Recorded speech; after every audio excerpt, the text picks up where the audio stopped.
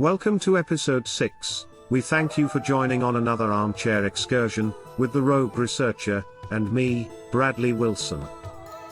First, I must make a confession, so bear with me as I reveal something that may confirm your suspicions that I, Bradley Wilson, am a computer-generated voice being manipulated against my will by the Rogue Researcher.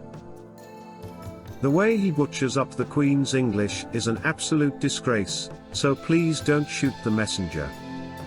God save the Queen. However, I don't make it easy for him one bit. One doesn't learn how to do this in a day. In this episode, we'll continue following this path of connecting two countries on two different continents that just so happen to be on opposite sides of the equator from each other. In the present time, that is. Geologically speaking, just 200 million years ago, North and South America were brothers, fused together in a tight bond. That bond was broken when the motherland, Gondwanaland, was coming to pieces, as Gondwanaland divorced itself from Pangaea. As North and South America separated, there was a connection that lasted for millions of years, which is now called Central America and Mexico. The cultural, architectural, iconographic, and geographical similarities can be traced up the landmass until it hits what once was, no longer is. The deserts in northern Mexico, the Sonoran and Chihuahuan deserts, form a natural migration hazard between Mexico and the border states of California, Arizona, New Mexico, and Texas. Truth being, the desert extends from northern Mexico deep into the western United States. The Great Basin Desert being the granddaddy of them all. Just for identification purposes and future reference, I'll name this extended desert the Grand Desert, since deserts have no borders until man creates them. In episode 5, I said I'd show you the back 40 of the garden. Well, the back 40 is very big. In order to see the connection that I see between the Sacred Valley and the Garden of the Gods, we have to accept a few possibilities that are over the edge, to be honest. Then again, at this time, who is there to say my point of view is wrong? I accept that there will be those who's anchored themselves to the narrative being taught today, and close their minds to such possibilities. Maybe the evidence will change their perspective somewhat. The Makemake that I'm presenting reveals there was intelligent life during times the modern narrative ignores or dismisses as pareidolia.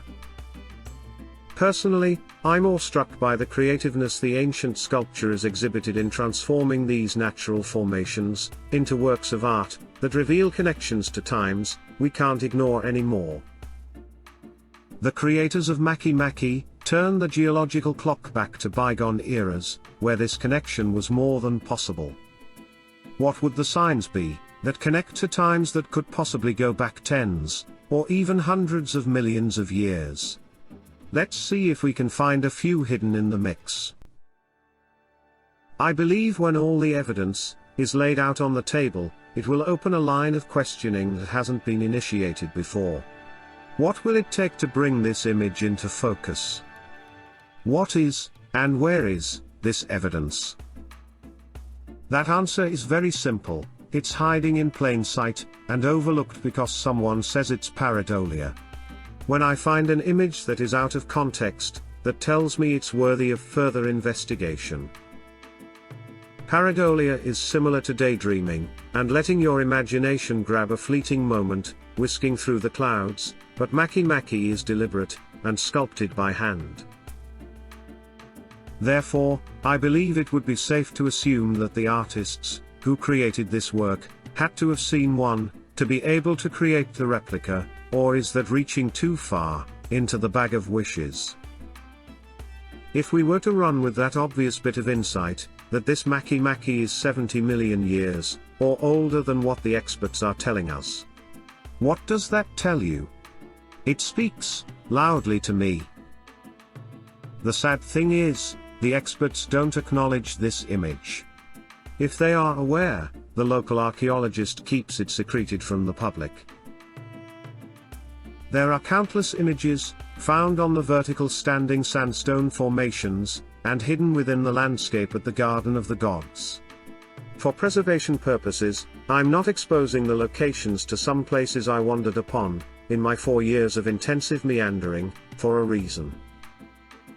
Main reason being, the ones mixed in with society, that seem to enjoy, stealing, or destroying the sacred lands of the ancients.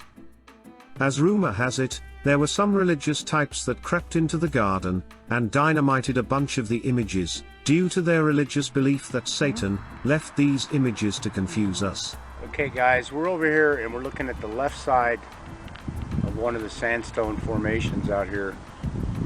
It's so-called natural. But as you come across and you see that archway, if you can, take a look. It's a 90-degree angle on the inside of it. That's a little different for a natural. I can't zoom in as close, but Now, just to give a gist of the rock, how big this thing is. And then we swing on around here, and then all of a sudden, okay, this is where the fish and the face looking up in the air is.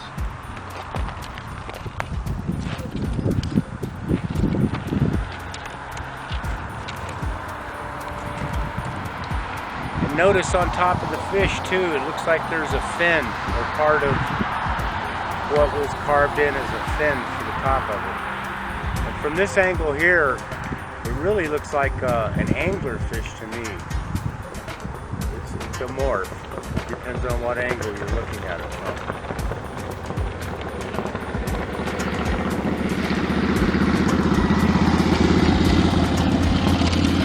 Then swinging on around, it's just a beautiful formation, just full of these seemingly round holes. And then when you get over to this right side, this is where it really becomes interesting. This is a sleeping giant. Top, you can see his face, his eyes, his cheek.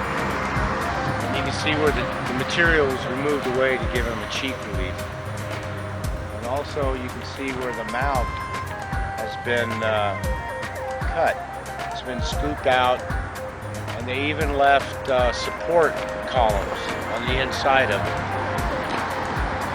So you can come down it, and, I mean, there's the mouth, the neck, hands folded on chest. Looks like a very happy belly. He looks like he's sitting in his recliner, just scoping out something in the sky, maybe that direction. It's just an interesting formation.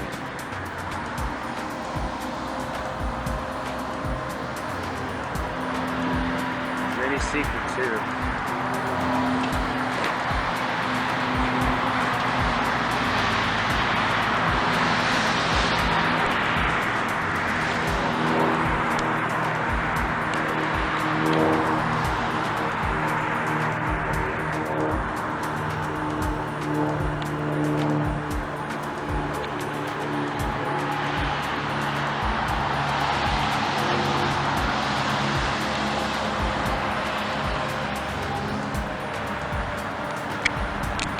okay, turn around and say hi, Bob.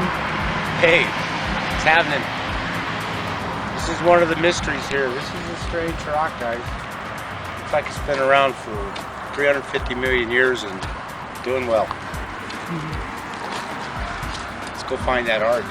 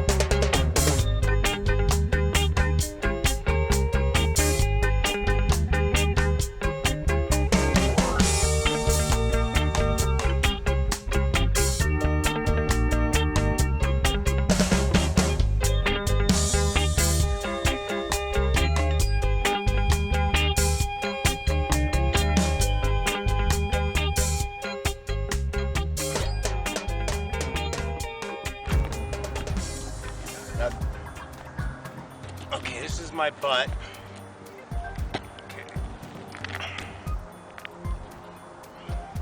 God, look how much.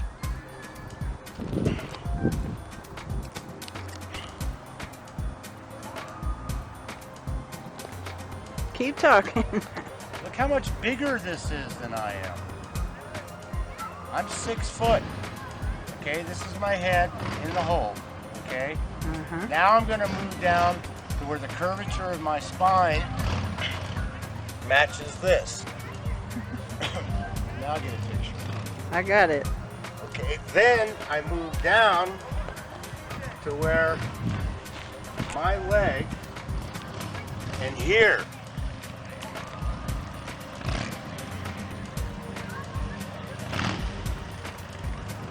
Okay, so lay back down. Look at this. The elbow goes right here. And this is flat.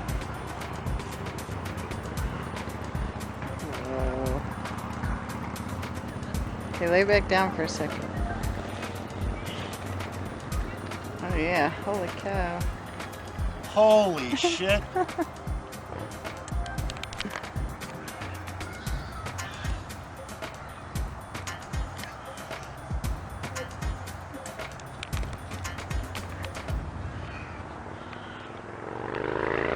Okay, Did you get the one where I was in the hole here?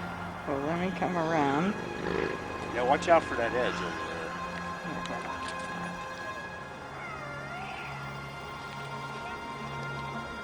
there. Yep.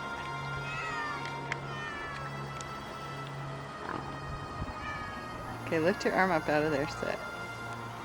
Yeah, I can't see it now. You can from that direction right there. Okay, go ahead and put your arm back in there. Whoa. That's bizarre. Are we good?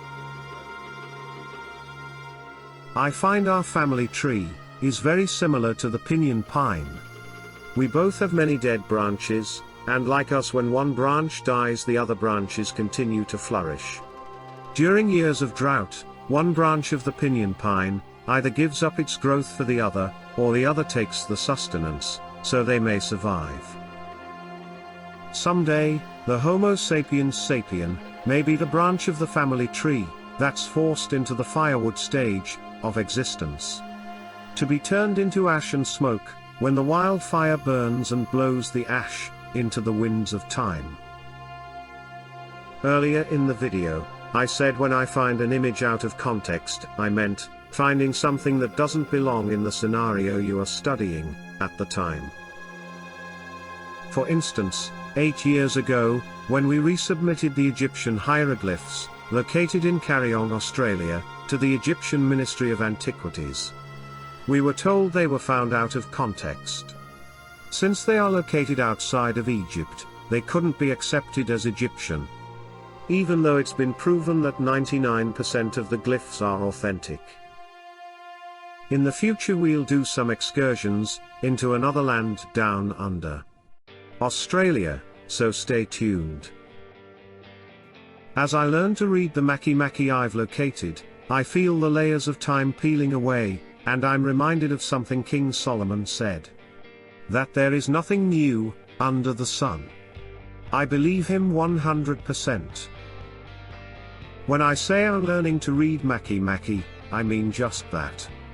Makki Makki is a mixed bag of technique, style, image, and purpose that the ancients used in the creation of these unique reminders they left us. Hidden in these reminders is a list of questions that will go unanswered for decades to come, especially if we keep ignoring these phenomena. The vacuum of amnesia is time itself, and we're surrounded by the time we're lost in. Personally, I am lost in time when I see these signs from the past that tell me the ancients came and went in times that are still recognizable. They're just hidden in plain sight. So, we're going to close this episode on that note, as we continue to bring the obvious to light. Is it pareidolia, and Makki Makki is just fleeting glimpses of images in the clouds? Thank you for your time, and stay tuned for further armchair excursions into the center of our minds.